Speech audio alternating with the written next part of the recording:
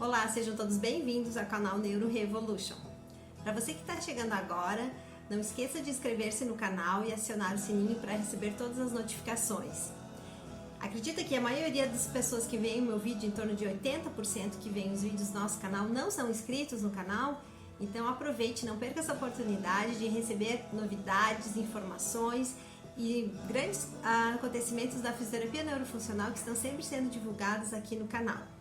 Nós estamos aqui esta tarde para receber uma pessoa muito especial, a professora doutora Alessandra Rigato, que vai estar explicando para a gente o que é a quiropraxia instrumental aplicada.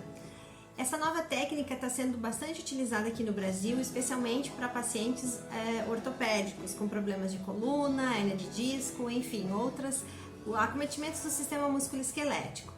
Contudo, nesta tarde nós vamos discutir a aplicação da quiropraxia instrumental aplicada na neurofuncional. É uma novidade, ainda existem muitas dúvidas a esse respeito, então hoje a professora Alessandra vai estar esclarecendo para nós como que essa técnica funciona e como ela poderá sim ser aplicada em alguns pacientes da neuro. Ela já vem estudando esse quadro, eu também vou iniciar os estudos nessa área e a gente vai fazer algumas apostas aí para essa novidade poder estar se espalhando e chegando a mais pacientes. Ela vai estar também apresentando um caso, rapidamente o caso clínico que ela já vem estudando, e com isso a gente pode estar explorando mais esse conhecimento, tentando trazer mais novidades e mais benefícios aos pacientes neurológicos, tanto aos pequenos quanto aos adultos.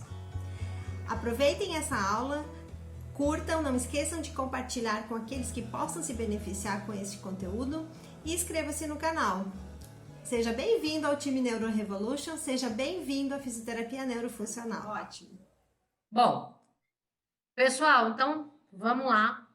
Eu vou ser bem sucinta. O objetivo, então, de hoje, eu comecei na live com a Ione e eu comecei falando do que era fisioterapia integrativa e eu vou falar para vocês o que eu trabalho de fisioterapia integrativa aqui. Então, na verdade, a Marcinha, que é da minha turma, ela sabe, e a Poli, que foi nossa aluna também, sabem que a gente sempre estimulou os processos. Tá? Desde a graduação, a gente já teve, assim, no lar dos idosos, uma formação totalmente integrativa, que a gente já trabalhava com recursos naturais, naquela época que não vale, não vou nem falar qual era a época, vamos pular essa parte. E a fisioterapia integrativa, então, o que ela engloba? De forma totalitária, sem nenhuma separação do que é mais importante ou não, engloba as áreas bioquímica, biomecânica, da bioquímica e da emoção. Quando a gente pensa na biomecânica, bioquímica e na emoção, a parte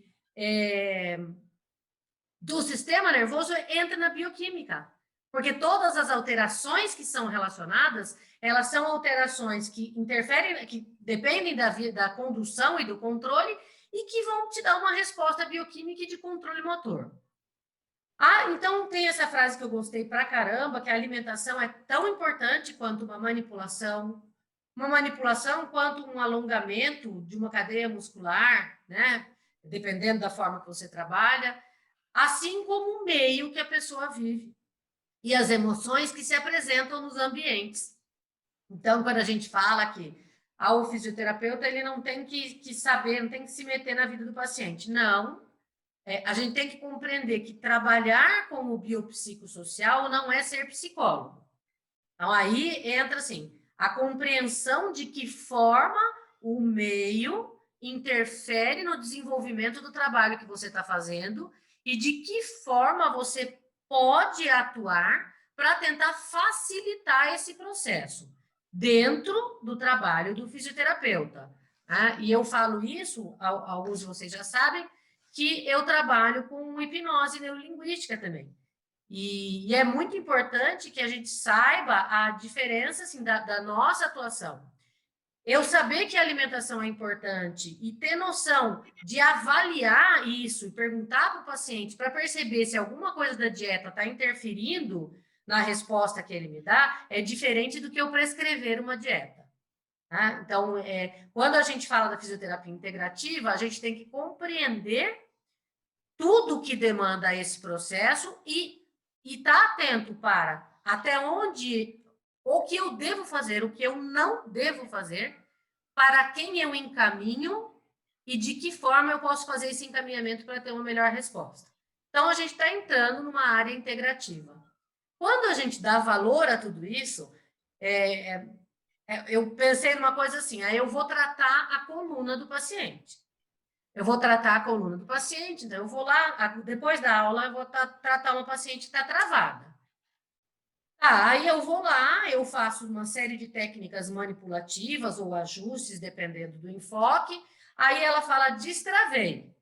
Só que, vamos pensar, eu nem perguntei, mas aí ela tem 3 filhos, 2 filhos de colo, ela é separada, ela vai chegar na casa dela, eu falo para ela o seguinte, olha, hoje você não pode fazer esforço nenhum.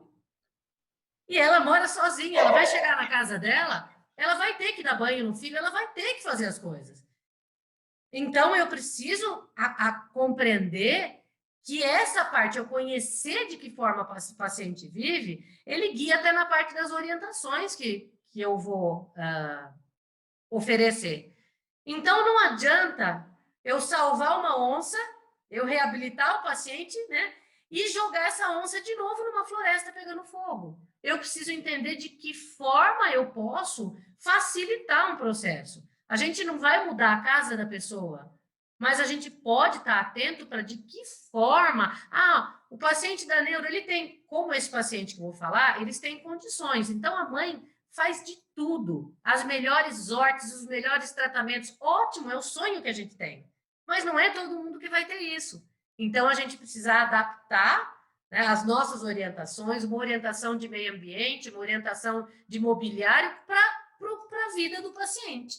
Então, não adianta eu fazer o melhor tratamento possível e saber que ele não vai ter condição nenhuma de continuar alguma coisa que eu oriente que ele não vai poder fazer, né? Então, a gente tem que pensar nesse conjunto de coisas. Então, a fisioterapia integrativa, ela trabalha realizando uma conexão, estabelecendo uma conexão entre a terapia manual, a terapia instrumental, a cognitiva e o funcionamento do sistema nervoso. Toda base que a gente pensa de controle bioquímico, controle motor, depende do sistema nervoso. Eu dei até um exemplo que o que eu estou falando hoje para vocês aqui, que eu tenho trabalhado, é a terapia integrativa moderna, com ênfase na comunicação pela coluna vertebral, pelo estímulo e trabalho da coluna vertebral. Porque imagina se você tem a extremidade e o sistema nervoso central, e eu tenho uma estrada totalmente tortuosa, né? O carro, para chegar no objetivo, ele vai demorar, ele pode bater, né? Tem um monte de coisa que pode acontecer, e esse trajeto vai ser um trajeto complicado. Então, a gente tem que pensar que eu tenho sistema locomotor de extremidade, a via de acesso e o sistema nervoso de controle, que é o sistema nervoso central. Falando de forma leiga de neuro, né? É lógico que a Ione tem o falar diferente do meu. E o olhar dessa avaliação, então, que foi o que eu falei, ele é um olhar diferenciado, e as técnicas que a gente usa são técnicas comprovadas ou novas, como que a gente está começando a criar essa adaptação da quiropraxia instrumental para neuro, e vocês vão ver, eu até peguei os slides do curso de quiro, né?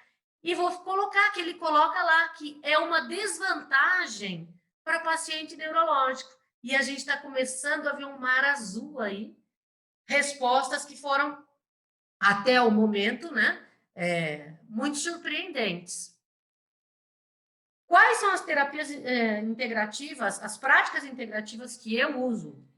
Acupuntura, hipnose, terapia manual, libertação das fáscias, que é um método específico de liberação das fáscias, que leva em consideração as leis biológicas, é bem legal, tá? Dá para trabalhar com paciente neurológico tranquilamente, porque não depende da resposta do indivíduo, é muito legal.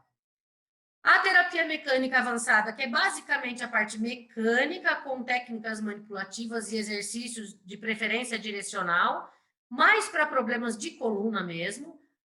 A quiropraxia instrumental e a quiropraxia clínica, que na verdade não é uma técnica, mas que ela faz a combinação de técnicas que são técnicas clássicas da quiropraxia, manuais, chamadas técnicas diversificadas.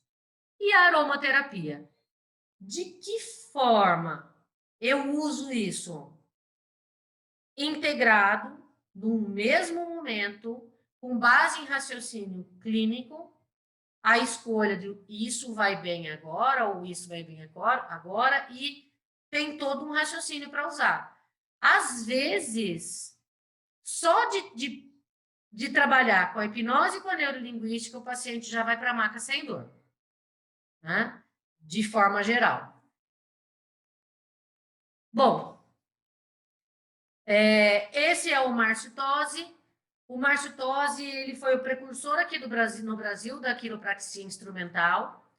Ele tem o Livta, Clínicas Livta e o Instituto Livta, e ele que faz o curso de terapia instrumental quiropráxica, que é um modo, né? Ele é um método de trabalho da quiropraxia instrumental, tá? Que tem todo um protocolo estruturado e ele inseriu uma série de coisas a partir do método de base e hoje esse é um protocolo único, é um método único. Que na forma que eu comecei a trabalhar com a neuro, né, a gente não vai conseguir usar o protocolo em todos os pacientes, então a gente vai ter que fazer algumas adaptações.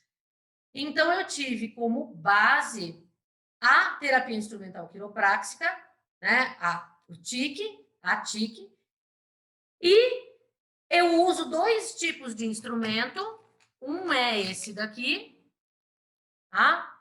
Que é o TIC, ele é um instrumento mecânico, tá? Ele tem um tambor aqui que a gente gira ele e ajusta a carga, a força que a gente vai colocar. Então, é uma vantagem, principalmente na neuro, é uma vantagem porque eu tenho uma força conhecida, é diferente da técnica manipulativa ou ajuste manual. O ajuste manual, eu tenho uma alavanca que eu preciso fazer, uma velocidade que eu vou fazer, eu tenho toda uma especificidade do movimento. Quando eu uso um instrumento desse, eu vou fazer um teste, que eu vou mostrar para vocês, e são mais de 380 testes ao todo. Eu vou fazer um teste, eu descubro que tem um problema em tal lugar, eu posiciono o instrumento, ajusto a força que eu quero usar e faço os tic-tic. Esse tique, ele não é só um estímulo proprioceptivo, ele é capaz de mobilizar uma vértebra, sim, né? Então, eu posso trabalhar com uma força menor e dar só um estímulo extero ou proprioceptivo, como eu posso trabalhar com uma força maior e fazer o ajuste de uma articulação.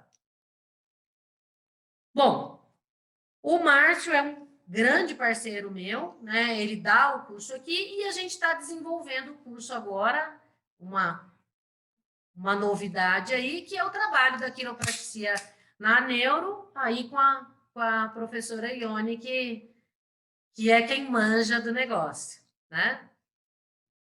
Então, para a neuro, eu vou mostrar para vocês o protocolo básico. No protocolo básico, a gente vai colocar o paciente deitado em decúbito ventral, barriga para baixo. A maior parte da avaliação, a cabeça ela tem que estar centrada e conforme a gente muda a posição da cabeça, a resposta muda, o teste muda e é outro segmento que está sendo avaliado. Então, os testes, eu tenho testes que são dinâmicos e testes que são ativos e testes que são passivos. Nos testes ativos, eu peço para o paciente fazer um movimento. Por exemplo, coloca a mão atrás das costas. Dependendo da mão que ele está colocando atrás das costas, eu estou analisando L4 ou L5. E eu vou mostrar isso para vocês, só para vocês entenderem como é que a gente avalia. O objetivo de tudo isso é eu trabalhar regiões, e eu vi o vídeo que a Ione postou ontem, né, falando dos pacientes que são móveis e os estáveis, né? Eu vejo esse tipo de avaliação mais direcionada para os estáveis. Apesar de que o móvel ele pode ter uma região mais móvel do que a outra. Eu não sei se isso pode acontecer. Posso falar um pouquinho, Alessandra? Pode, claro. Clarear um pouquinho. Na verdade, assim, pacientes muito móveis, muitas vezes eles procuram algum ponto articular para se fixar. Então, por exemplo, aumentar, né, o arco plantar. Tem paciente que aumenta muito o arco plantar e, em compensação, há uma instabilidade tibiofibular, por exemplo. Né? Então, numa articulação bem justaposta, muitas vezes. Né? Entendi. Então, a gente tem que estar sempre fazendo essa avaliação. E que bem no finalzinho do vídeo eu falo, né? Que a questão da pseudoestabilidade, né? Que eles buscam pontos de estabilização e se fixam, e na verdade também muitas vezes se você tirar tudo isso dele, ele desaba. Então a gente tem que ir com muito cuidado, para ao mesmo tempo de você tirar a fixação, você tem que trazer um controle motor normal, né? O mais próximo do normal, um controle voluntário adequado para que ele saia da fixação. E essa leitura global e biomecânica é muito interessante, né? E não se faz mais só do quadro completo, né, do paciente, como de pontos articulares, que também tem pontos estratégicos, enfim, como cintura escapular, cintura pélvica e coluna. E tudo isso... Biomecânica, pô, exatamente é isso que eu falei. Então, é a biomecânica, é o mental, exatamente. Aí que quando a gente começou a conversar, e quando surgiu o paciente, a gente começou a conversar, foi que você encheu os olhos e falou, nossa, é isso. Sim. Né? Sim. É isso. Então, porque muitas vezes na neuro se vê o controle motor e se deixa o sistema musculoesquelético, se deixava, né, muito de lado. Hoje se sabe que o treino de força está voltando, né, voltou com tudo. A gente tem que trabalhar a força desses pacientes. A gente não vai ficar lá repetindo 3 de 10, né? A gente sempre trabalha com objetivo funcional, mas a força é fundamental. A gente tem que sim fortalecer pacientes hipotônicos. Então, a gente está vendo já com uma nova linguagem, se voltando novamente para o sistema musculoesquelético, que eu, particularmente, nunca trabalhei separado. Eu sempre tentei agrupar as duas coisas, né? E, na verdade, que eu sempre falava, né? A Poliana deve estar lembrada, que neuro, quem sabe neuro, sabe já 2 áreas, né? Não. Neuro, você tem que saber o musculoesquelético muito bem, então tem que ser muito bom em ortopedia também. Quem sabe neuro, sabe qualquer área, né?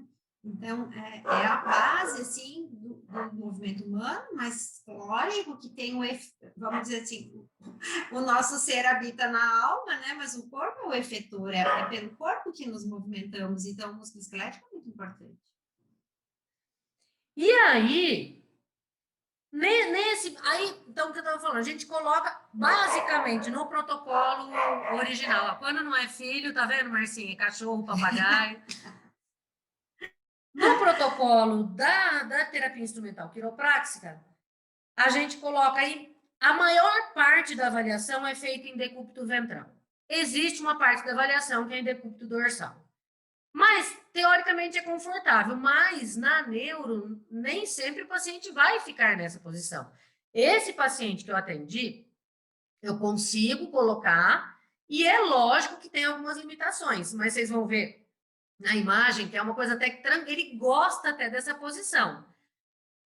Tem paciente que... E se o paciente não fica? Aí, você vai usar a terapia instrumental, fazendo a motion palpation, a avaliação do movimento articular, e você vai fazer a correção se você tem uma vértebra que está em rotação e flexão, você vai posicionar o paciente, vai fazer uma alavanca, lógico que não é a mesma alavanca que tem na manual, mas você vai fazer a alavanca e vai posicionar o instrumento no sentido da correção.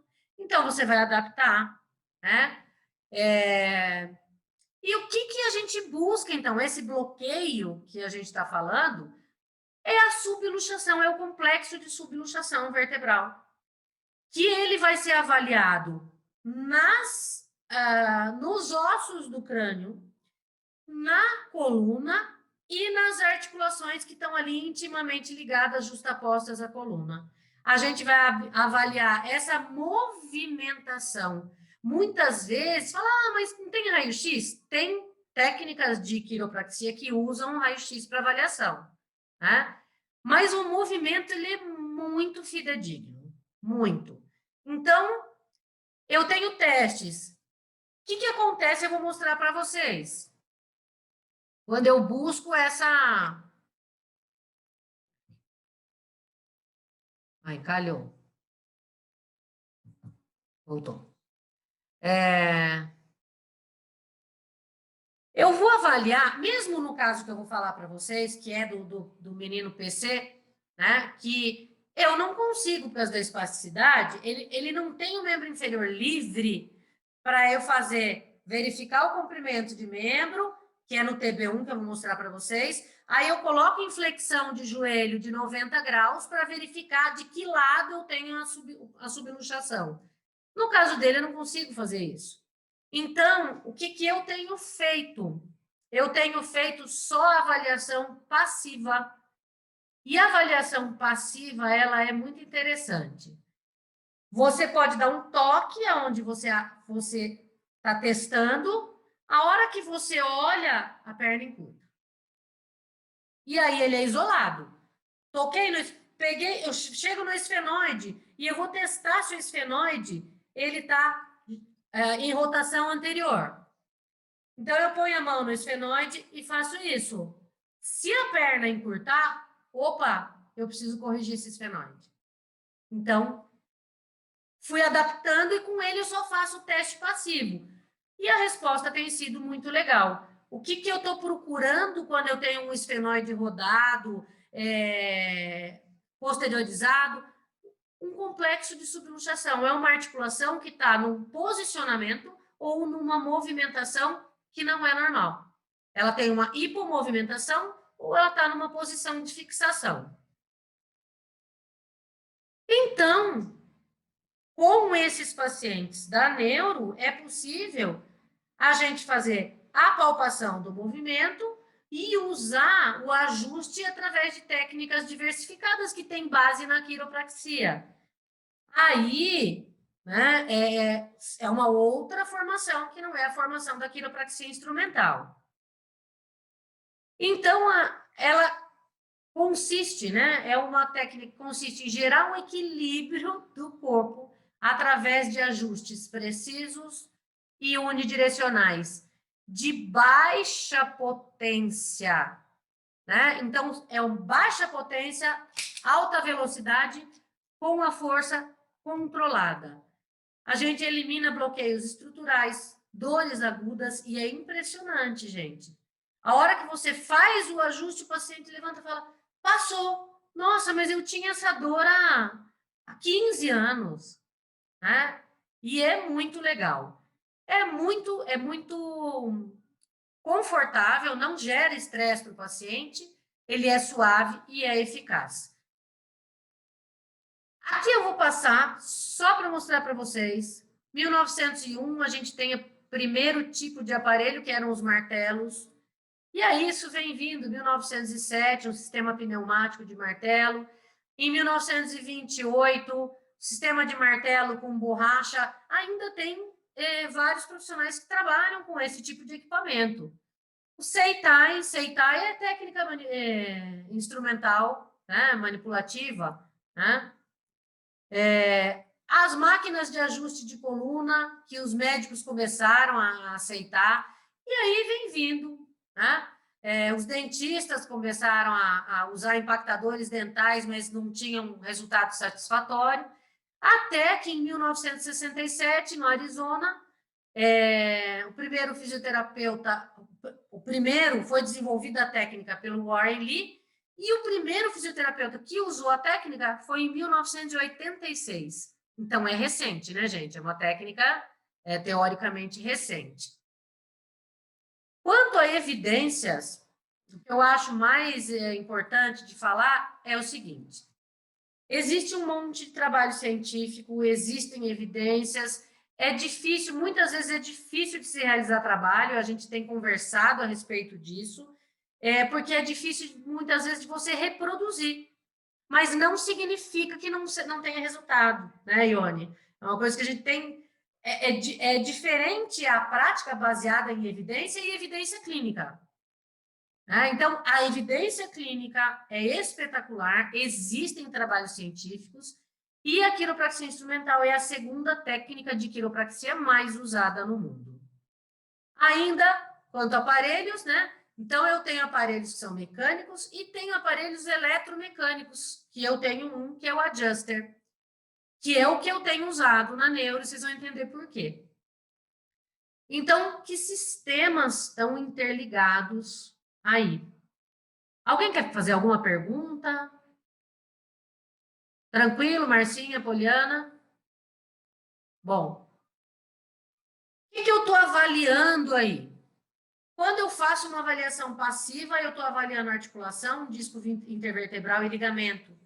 Quando eu faço uma avaliação ativa, eu tenho a interferência de músculo e tendão. E o controle neural é o principal mecanismo que vai dar toda essa estabilidade dinâmica, né? Então, olha lá, Ione, mais uma formação aí. Você que entende de neuro já sai de largada na quiropraxia instrumental. O que a gente faz nessa avaliação, né, é uma avaliação neurofisiológica e biomecânica. E o que ele vai estar analisando? Função. E na função ele divide o subsistema neural em sistema motor e sistema sensorial. Ou seja, um subsistema passivo e um subsistema ativo. Né? Como eu estava falando para vocês, Quiro, não é todo quiropraxista que usa o encurtamento da perna. Tá? Na terapia instrumental quiropráxica, a gente usa esse teste do encurtamento da perna, que é chamado leg check. O leg check ele pode ser realizado em decúbito ventral ou decúbito dorsal. Existem trabalhos mostrando que em decúbito ventral a resposta é mais limpa, sem interferência, e é uma resposta mais fidedigna. Então, a maior parte da nossa avaliação é em decúbito ventral, quando se usa esse teste. Quando eu uso a palpação do movimento, o paciente só consegue ficar sentado, eu vou fazer o que eu consigo fazer sentado. Então, aí eu tenho que... Sandra, muitos dos nossos pacientes a gente consegue manter o decúbito dorsal, né, com uma certa tranquilidade. Pode ser adaptado esses testes para o decúbito dorsal ou não? A maior lateral daí. Não, lateral não dá. Ou você vai fazer com ele sentado. O teste clássico da quiro instrumental, o teste clássico da terapia instrumental quiroprática, é em prono. Mas não dá para colocar em prono. Dá para você adaptar, mesmo que ele não fique alinhado, mas ele está em prono, ele está em prono. Tá valendo, então. Tá valendo. Mesmo que ele tenha mais escoliose, né? Mas ele está em prono. Né? Se não, a gente vai fazer, mas vai fazer avaliação passiva, né? Ou pela palpação do movimento. E aí, o que acontece? Nesse caso, o paciente vai estar sentado, né? Não mais... Não, você pode fazer até em pé. Por exemplo, eu quero saber, vamos supor, eu posiciono a minha mão na... Não fica em pé, né? Mas vamos supor, você está com o paciente sentado. O que você vai fazer? Você quer avaliar se ela está fazendo a rotação esquerda. Então, você pega o paciente sentado, você posiciona o seu dedo na espinha. Na espinha. Processo espinhoso. Processo espinhoso.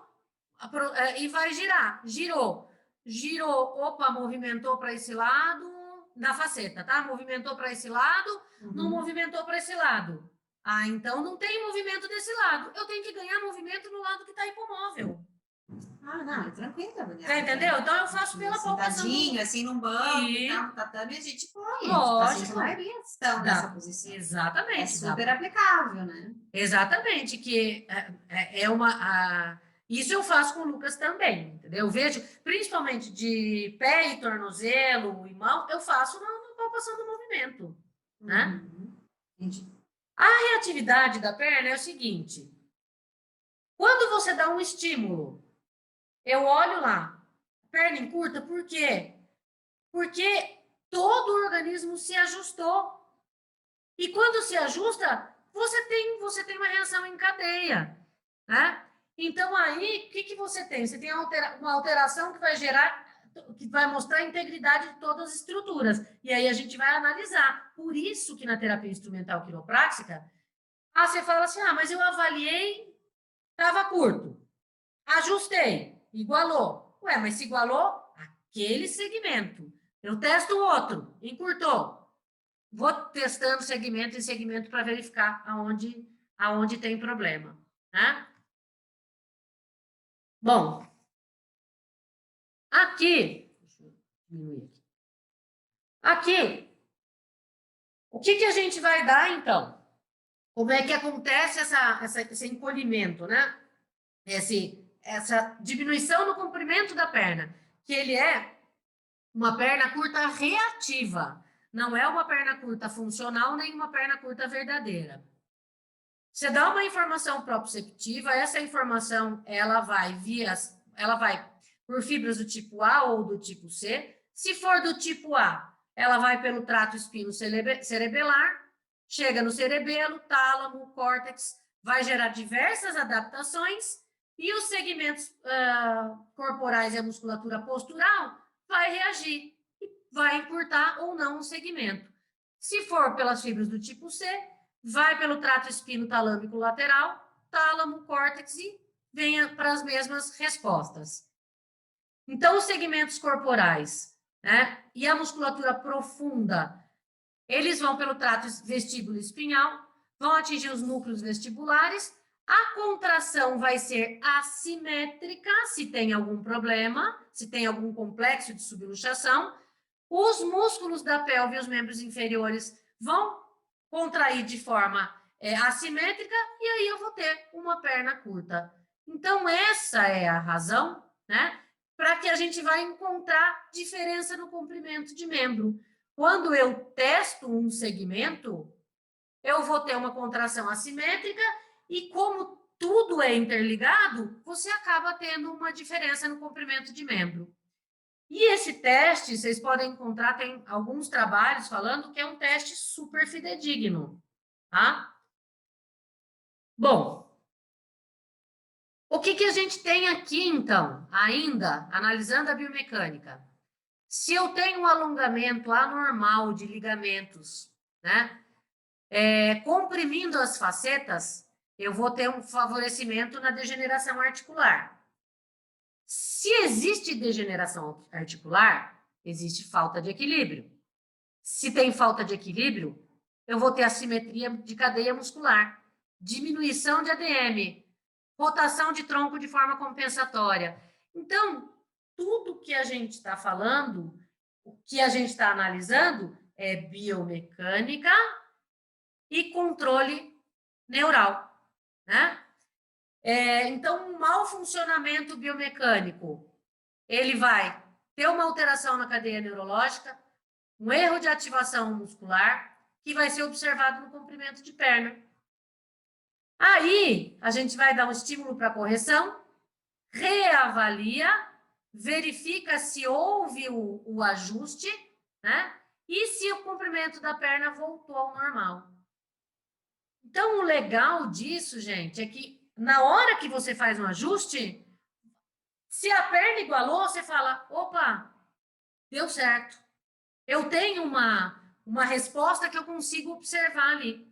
Né? Você pode voltar um pouquinho no anterior ali? Volto. Só para colocar uma coisa. Por exemplo, aqui, quando ela considera um paciente sem lesão neurológica, né, a gente está vendo o mau funcionamento biomecânico, né? Porque um paciente adulto já usou esse corpo e tal. Quando a gente pensa na neuroinfantil, ó, a gente tem a alteração X, ele estaria aqui, ó, na cadeia neurológica, né? A lesão está aqui. Então, por quê? Porque uma criança pequena, um bebê, ele não tem uma degeneração ainda articular. Né? Ele não teve nem tempo, nem formou essa articulação ainda, mas ele já está tendo alterações de erro de ativação nesses comprimentos, tudo pela lesão neurológica. Então, só que isso aqui vai desencadear um péssimo funcionamento biomecânico no futuro, né, se ele não for bem trabalhado. Então, nessa rota toda, o TIC, esse ajuste neurobiomecânico é tudo de bom para levar informações corretas e até melhorar a plasticidade neural aqui. Exatamente. Alteração da cadeia neurológica. Você já está apaixonada pelo TIC antes, né? Ai, eu estou curiosíssima, Alessandra. Mas e nesses pacientes hiperreativos, espasmos, como que fica isso? Eu estou tentando imaginar. Marcinha, o que eu posso... Ó, eu tenho um caso, e é exatamente isso que nos chamou muita atenção. E eu vou falar dele, mas eu faço um ajuste... Quando eu faço já o primeiro ajuste, que é um ajuste cervical, a espasticidade dele cede na hora. Que coisa. Porque eu já tive paciente, desculpa interromper, tive paciente, se você tocar no interruptor da luz, ele escutava o tique da luz, entrava assim, sabe, num quadro de espasticidade terrível. Sim, Aí eu mas ele faz isso, só que quando eu faço o ajuste, ele cede. E aí o que a gente está percebendo é que ele passa a semana inteira bem. A mãe dele referiu assim, que a espasticidade dele, a reatividade diminuiu muito. Na eco, melhorou tudo. Entendeu? Ai, que legal. Aí que entra essa nossa perspectiva aí da neuro, né? Interessante. Para quem que é indicado? Para quem tem mau funcionamento biomecânico, ponto. E aí entram diversas... Né? A base desta técnica, da técnica clássica, da terapia instrumental quiropráxica, são essas técnicas aqui. Né? Então, esses dispositivos que a gente usa são dispositivos de alta velocidade e baixa força, né? Que promovem a ativação dos micromovimentos, desbloqueando as articulações.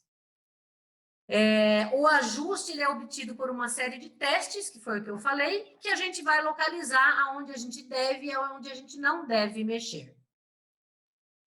Aí, eu coloco aqui para vocês verem só, mas isso vocês, quem quiser fazer, tem tudo isso, o curso é bem intenso, né? Mas a gente tem desde a força 1, que a gente trabalha bebês, articulações de crânio, articulação temporomandibular e C1, né? E pé e tornozelo, força 2 para cervical. Então, assim, quanto maior a articulação, né, maior é a força que a gente vai colocar. É lógico que eu coloco lá, eu pego um paciente bem magrinho, eu diminuo a força. Né? Você pega um paciente super obeso, aumenta um pouquinho, porque você vai ter que chegar na grade, né? Chegar no assoalho para conseguir ajustar. Bom, é feito o ajuste articular, ele depende de uma força maior, da mobilização, da oscilação, é feito inativação de pontos gatilhos, inibidor ou estimulador de tônus muscular. Né? E aí que a gente entrou. Você pode gerar propriocepção com os estímulos e pode usar em pontos de acupuntura. Eu tenho usado, feito acupuntura com tique. Tem paciente que tem... Eu fazia bastante magneto, né? Magneto-puntura e diapasão, diapsoterapia. A resposta do tique é muito melhor, muito melhor. Então, eu uso o que eu vou usar de ponto de acupuntura. Eu tenho paciente que está estressado, se eu vou lá no ponto do baço, BP4 no pé, o paciente amolece na hora. Né? Vou no Wintang, paciente relaxa. Então, eu uso em pontos de acupuntura, que também dá para usar na neuro. Aí, aqui, para mostrar para vocês, esse aparelho Esse primeiro aqui é o adjuster, ele é um aparelho eletromecânico e ele é diferente. O barulho dele é um pouquinho menor, não é que o barulho é menor, o mecânico tem mola dentro. Então, o que ele faz? Então, ele tem uma vibraçãozinha. Então, o que faz? O impacto pega, aí a mola, você tem uma onda que ela vai assim, ela vai dissipando. Do adjuster, ele dá uma série de disparos secos, é um tiro seco. Então, a onda se propaga mais rápido e atinge mais profundo. O adjuster, você coloca, ele faz tá, tá, tá, tá, tá, tá, tá, tiro seco. É diferente a onda. No paciente que eu vou falar para vocês, eu usei o tique. E quando eu uso o tique, como é uma mola e a vibração é maior, Marcinha, às vezes ele entra em espasticidade. Aí eu comecei a usar o adjuster. O adjuster é sossegado, eu consigo manipular até o osso do crânio dele tranquilo, tá? O que tem um conjunto de molas são esses aqui, tá? Esse do meio é esse que eu estou mostrando para vocês, que é o tique black. Então, esse tem mola, ele é mecânico, então ele tem uma oscilação. E o adjuster, ele não é de mola, tá? Então, ele é um tirinho seco, tá, tá, tá, tá, tá. E ele não oscila. Aí que eu acho que foi interessante, né? O leg check, então, eu falei para vocês, né? A gente vai fazer a avaliação, vai saber onde ajustar, quando ajustar e quando não ajustar. Né? Diferente de quando a gente pega e fala assim, o fulano foi não sei aonde, nossa, estralou o corpo inteiro. Né? E muitas vezes não era necessário. Então, por que é que eu vou ajustar em tal lugar? E aí, só para mostrar nas desvantagens, no curso original, e é uma coisa que agora a gente tem discutido, né? Há os pacientes neurológicos. E a gente tem tido uma resposta com um paciente neurológico e a gente está começando a estudar isso. Né? Quanto a contraindicações? Alterações de tecido, lesões de tecido, em cima de tumor ósseo, em cima de fratura recente, boca, olho, testículo, mama e canal auditivo. Né? Bom, então vamos lá.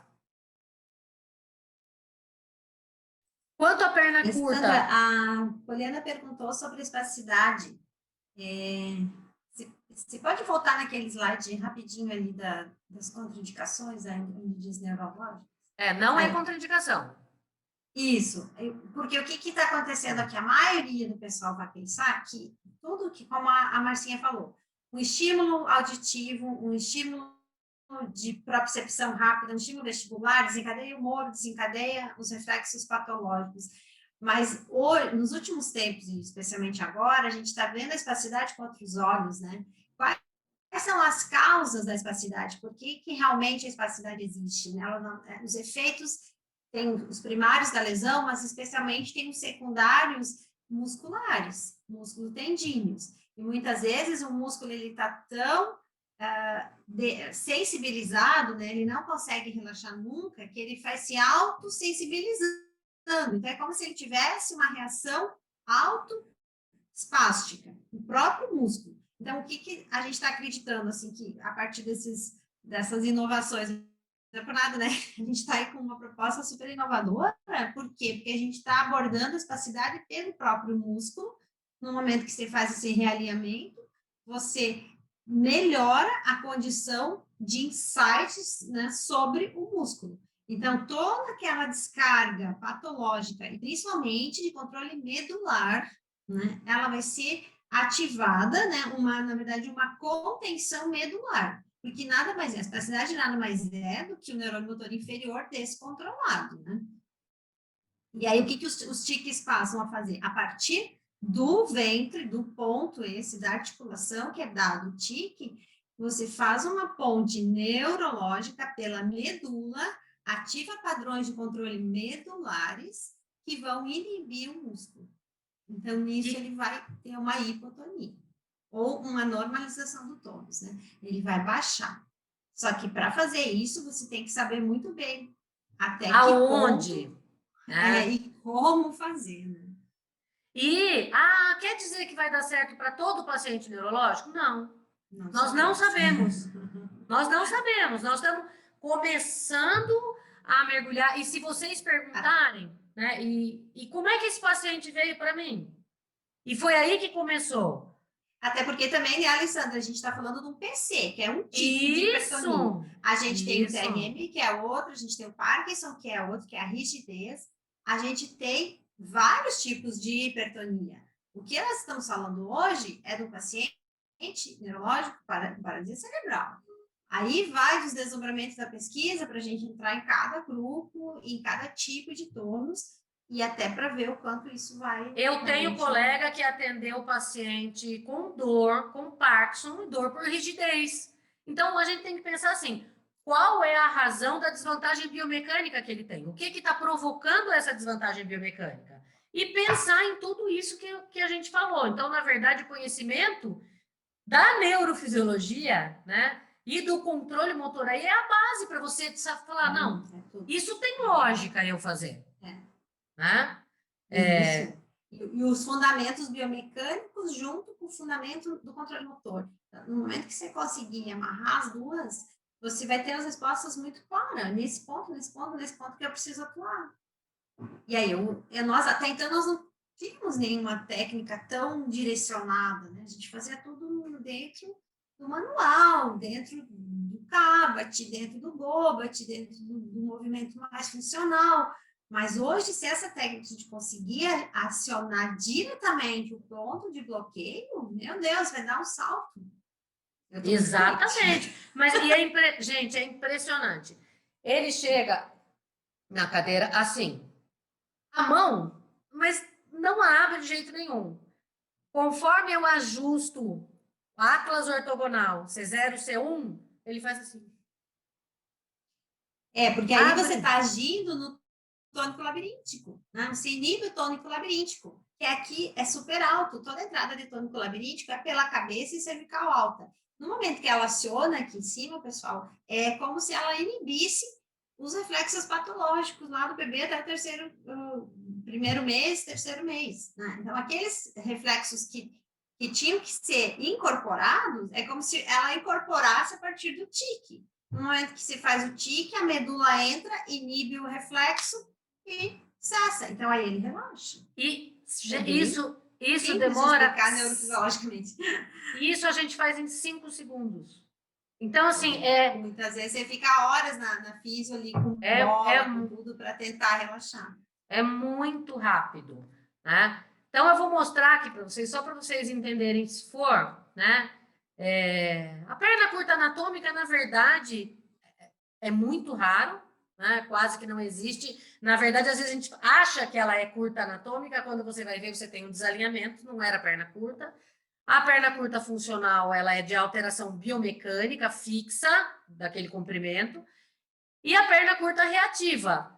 A perna curta... mas e se eu tenho um paciente, por exemplo, como eu vou mostrar para vocês, o Lucas, ele tinha luxação de quadril, então ele tem cirurgia no quadril, bilateral. Ele já tem uma perna mais curta que a outra. E aí? Você vai verificar. A perna que é mais curta, encurtou mais? Então, você vai verificar na hora do movimento. Opa, encurtou. Aqui encurtou é a mais longa, mas a mais longa dele, funcional, encurtou, aquela é a curta reativa. É a que encurta na hora que você testou. Né? Então, aqui para mostrar, né, a paciente de decúbito ventral. Só volta aqui um pouquinho, deixa eu só te falar. Essa perna curta anatômica ou verdadeira é bastante comum nos hemiparéticos da infância, tá? Que aí, pela pouca transferência de peso, o osso não cresce, né? Então, a gente tem aqueles hemiparéticos com o bracinho menorzinho, sabe? Aí, mão normal, aí a perna também pode ter uma tibia e fíbula um pouquinho menor. Mas isso que ela está falando é muito interessante, né? Como testar daí? Qual é a controvérsia de teoria disso? O que eles dizem? A curta verdadeira, a pessoa teria que nascer. Não, nasceu e desenvolve menos por alteração de carga, é funcional. Entendeu? Considerado funcional? Legal. Então, por isso que eles... Tá, me tirou uma baita dúvida já. Não, eu também, isso aí é uma coisa que eu também não tinha esse conhecimento. Então, eles falam que praticamente não existe anatômica.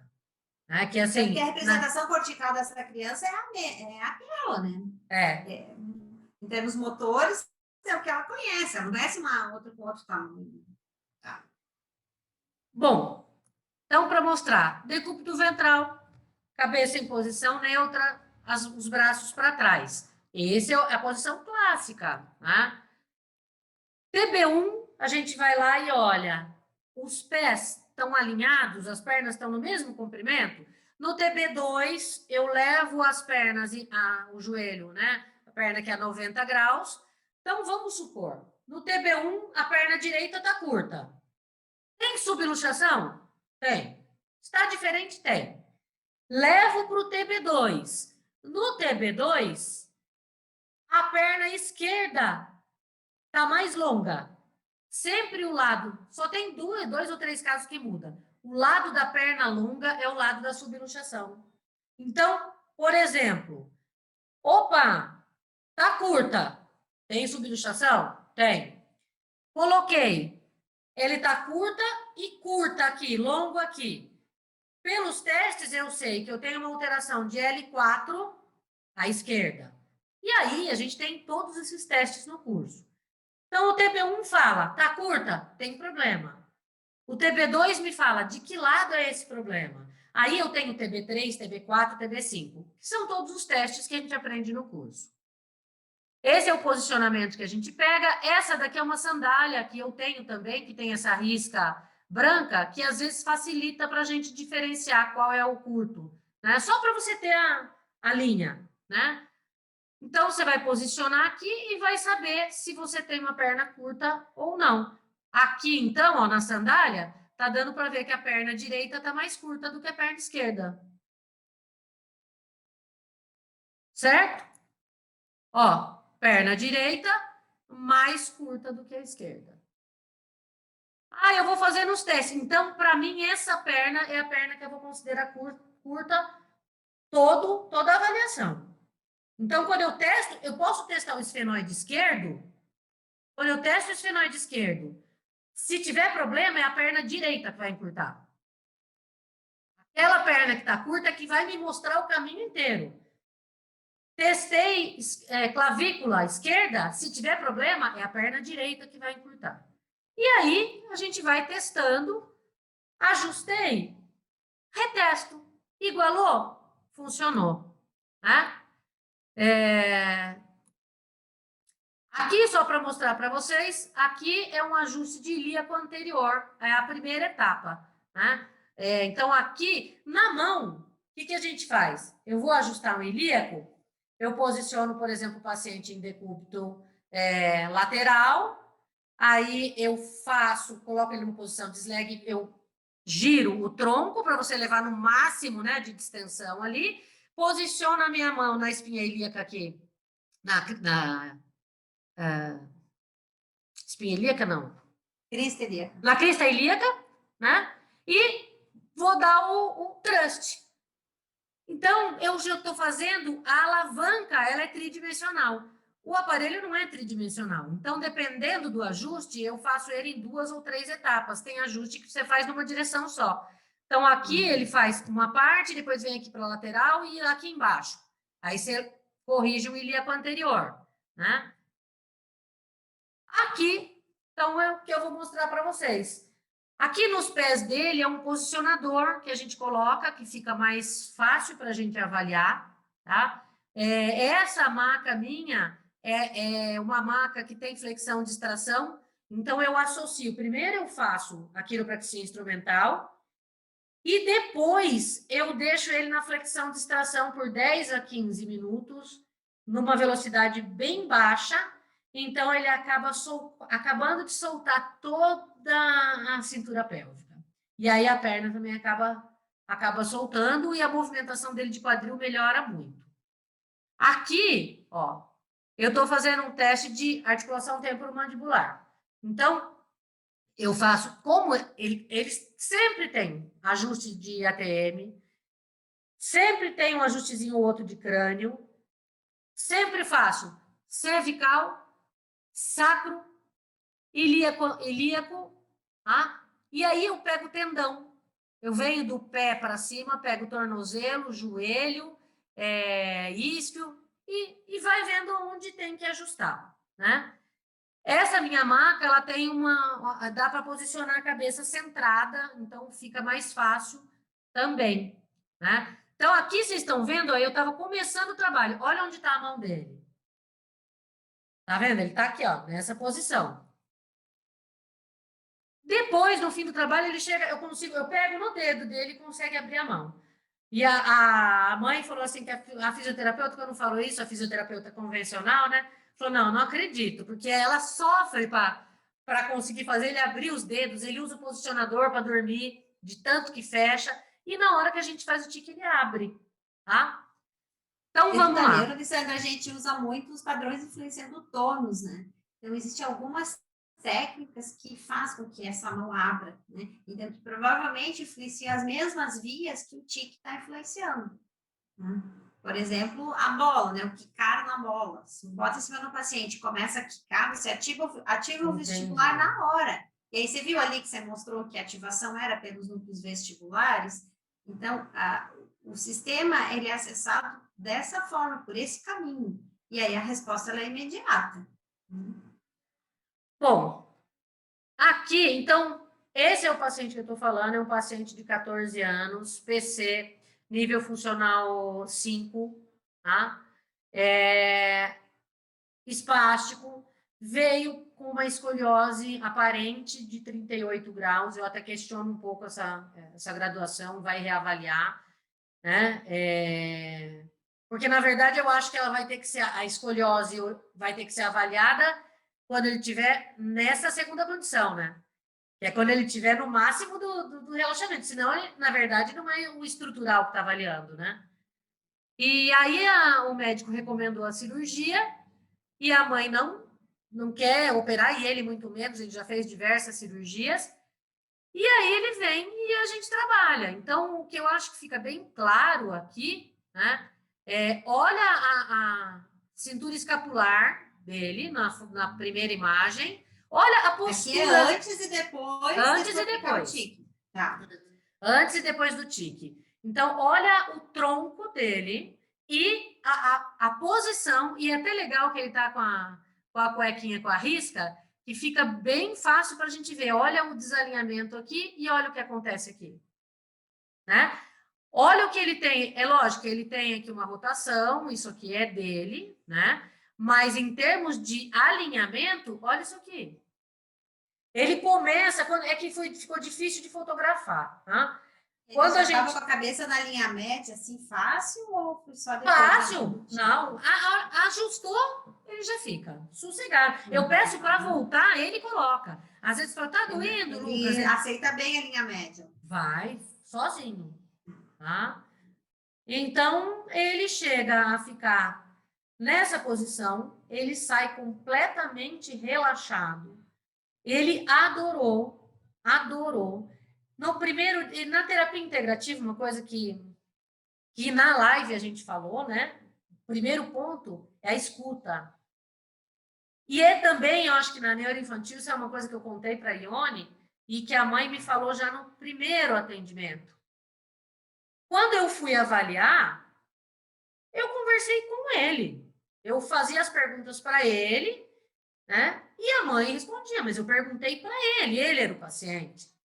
Então, ele se identificou na hora, porque muitas vezes chega um paciente neurológico, né? É que nem, por exemplo, você olhar, é idoso, Dona Maria, não é porque é idoso, é surdo, não é porque é PC que não está entendendo o que você está falando, né? E já na primeira consulta, eu já consegui entender a resposta dele, porque eu prestei atenção na resposta dele.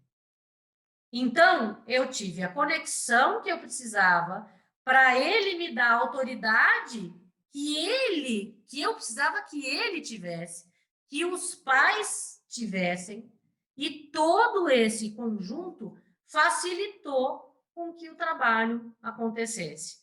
Foi a confiança da mãe, o relato da mãe, que a mãe vai falando para mim. Isso, num primeiro atendimento, durou 2 ou 3 dias. Hoje, ele fica bem, a espasticidade diminui de 7 a 10 dias. Eu entrei com aromaterapia, então toda noite eu fiz um blend de óleos com ele, de óleos de olíbano, melaleuca, que o óleo de melaleuca ele é antifúngico e bactericida, mas tem alguns trabalhos que mostram que ele atua na organização da fáscia, né? Então, entrei com melaleuca, lavanda, que é relaxante, e o manjericão, que é anti-inflamatório, porque ele sempre tem um processo inflamatório ali acontecendo. Então, ele faz o uso da aromaterapia à noite, isso misturado no óleo de gergelim orgânico, e ele tem todo o suporte. Essa criança é uma criança assim, boa de trabalhar, porque a família tem a fisioterapia convencional, vai na eco, tem as melhores órteses, vai na CD, faz botox, é uma criança que tem uma estrutura bem legal e teve muita confiança e da mãe, né? Então, assim, encheu os olhos. Por isso que eu falei, é uma perspectiva, né? A gente tem evidência clínica, que é importante, o relato de como a criança fica e de quanto essa criança melhorou. Então, o que eu posso falar para vocês é que, neste caso, deu certo. Se neste caso deu tanto certo, pode ser que dê muito certo em outros casos. Então, é uma grande perspectiva. Né, Ione? Sim, com certeza, sim, Alessandra. E como eu também falei naquela segunda parte da live, que idade que o Lucas está mesmo? 14 anos. Então, porque existe essa lacuna, né, entre os 14 e 15 anos em diante, né, onde eles não são mais bebês, muito fisioterapeuta já não quer mais trabalhar, no sentido de não querer, né, mas assim, não acredita mais que altos ganhos vão acontecer, né, e acaba se entrando no processo de manutenção, ou ocorrem até algumas perdas funcionais nesse período. E é um paciente que já não se tem mais toda aquela dedicação como numa criança até 5 anos de idade. Né? De 0 a 5 anos, a gente sabe que é uma janela maravilhosa, é onde se constitui a personalidade, então uma série de influências neurológicas estão aí com o campo aberto para ser recebido. Né? E já no paciente de 14, 15, 18, igual eu tenho um de 21 anos, né? Se está muito naquela conversa da manutenção e que não há mais perspectiva de melhora. Né?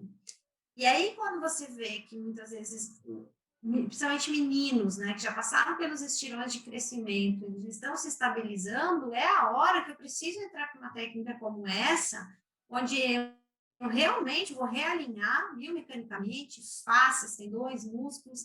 Se ele seguir agora, por exemplo, dos 14 até os 20, fazendo o ajuste do tique, ele não vai desenvolver mais alterações nessa escoliose. Se ela só não piorar, Alessandra, será que o teu trabalho é muito bom, tá? Exatamente, é isso. Porque nesse estado que ela está, quando ele chegar aos 25, ele vai estar com o tórax sentado sobre a bacia. Então, tem que fazer um efeito reverso para que ele não desenvolva essa carga. Não progrida. Muito tempo sentado na cadeira de rodas vai fazer com que essa mola, né, da lombar se aproxime. Né? Então, no momento que você ajustar e manter esse alinhamento com os grupos musculares mais simétricos, a gente vai ter um ganho maravilhoso para esse caso. Assim como outros, né? Tem muitas alterações, por exemplo, de pé equino, que chega à inversão, né? Que faz aquela alteração óssea, articular, né, de uma forma de uma deformidade já, e que, para mim, está vindo assim como uma esperança para esses casos também, que eu sinto na minha mão, muitas vezes, Alessandra, vou ser bem sincero contigo, a gente está ali trabalhando, você sente na mão que não é o osso que está, o osso não está com problema, o que está com problema é a articulação, e como é que eu realinho isso? E aí ninguém quer fazer teste. Outro dia eu mandei para o colega, eu falei, você pode alinhar esse tornozelo dessa criança? Não, eu não mexo com neuro. Não, isso pode levar a convulsão. Não, vai dar uma parada cardíaca na criança. Meu, se uma mãe escutar isso, não, jamais vai deixar fazer qualquer coisa. Mas a gente está entrando aí numa seara de possibilidades, né? Com muita cautela, indo bem devagar, né, Alessandra? Por isso que eu falo. Muito bem estudado antes. São perspectivas. Mas tenho certeza que é possível. E a gente tem aí quadros, por exemplo, de pé equino, que simplesmente porque não foram colocados em pé. Uma criança que nunca ficou em pé no parapódio, numa prancha ortostática, vai querer que esse tornozelo esteja alinhado? Não está alinhado. Lógico. Mas no momento que você consegue fazer o alinhamento com o trust, ou com o tique, ou com o que for, ele estando minimamente alinhado, eu já consigo colocar ele em pé. E se ele ficar em pé, ele vai manter o alinhamento. Então é toda uma sequência. Por exemplo, se cai muito para cirurgia, sabe? Não dá mais nada certo, vamos operar. Aí, Ione, você está falando uma coisa que é muito importante. A perspectiva do uso na neuro, ele é associado à fisioterapia. Diferente de um paciente que chega para mim, um paciente que chega travado de coluna, eu faço aquilo para que você resolveu. Então, beleza. O que a gente está vendo na quiropraxia, normalmente, 1, 2 atendimentos, 3, está ótimo, já deu, já resolveu. Na neuro, provavelmente, vai ser um componente integrante da fisioterapia. Ele vai ser somado à fisioterapia. Ele é um trabalho que ele vem se somar. Facilitador. Seria mais, né? Mas não vai deixar de fazer nada. Exatamente. Que é a minha briga, né? Que a minha briga muita coisa que na neuro está acontecendo hoje, é de técnicas milagrosas que estão vindo assim, em cena e tal, só que muita coisa está se virando as costas para os clássicos, né? Que é a biomecânica e o controle motor. E até o condicionamento, né, muscular, enfim, o treino desportivo. Então, não dá para a gente virar as costas a partir de uma nova técnica. E a nossa proposta é sempre de inserir de uma forma de somatório. Né? Exatamente. E essa criança, ela vai continuar todos os tratamentos que ela já faz, ela vai ir, sei lá, uma vez por semana, de cada 15 dias, vai vir fazer esse ajuste. O ideal é que o fisioterapeuta tenha essa formação e que ele faça os ajustes antes de iniciar a terapia. Aí, provavelmente, a ideia que a gente está tendo é essa, né, Ione? Sim. Tá. Bom, pessoal... Que vai dar super certo. Eu vou, como a gente acabou demorando um pouco, eu vou ter que finalizar. Tem paciente que eu sei. Eu tenho paciente agora às 5h30. Não tem umas pacientes gravadas. Muito obrigada pelos esclarecimentos. Eu acho que, assim, a gente cresceu muito nessa tarde. Quem teve a disponibilidade de estar aqui ouvindo, acho que foi fantástico. De qualquer forma, a gente vai disponibilizar também em vídeo, mas, assim, a tua disponibilidade está explicando, me esclarecendo também. Eu sei que a gente vem num diálogo profundo, mas eu não canso de te ouvir. Né? Cada vez que você explica, a gente aprende uma coisa nova. A gente está, de novo, né, revendo, relacionando com os casos que eu já tive, como que poderia ser. Isso é fantástico, né? Acho que é um momento bem rico e único, assim. E gratidão sempre por tudo isso. Eu agradeço vocês, agradeço você, Ione, Poliana, Marcinha, porque é sempre uma troca, né? Fico bem feliz de estar participando desse momento. Dei o pontapézinho inicial e eu tenho certeza que a Ione vai pegar isso com unhas e dentes, né? E logo, logo eu vou estar falando aqui para vocês, eu já tenho montado também da quiropraxia instrumental na reabilitação cardiopulmonar. Aí já é mais... te ouvir também. Mais um prisma aí. Eu acho que a gente vai longe com essa historinha. Então, nos acompanhem, fiquem sempre conectados, ligando. Olha que a Poliana está contando que o mês vai fazer que o tique 1 vai também. fazer com você, também. Será? Aonde, pô? Não sei. Acho que ela tá com DDD em Cuiabá. A Poliana tá no Mato Grosso.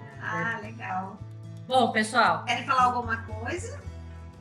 Então, só agradecer. Foi maravilhoso. Obrigada.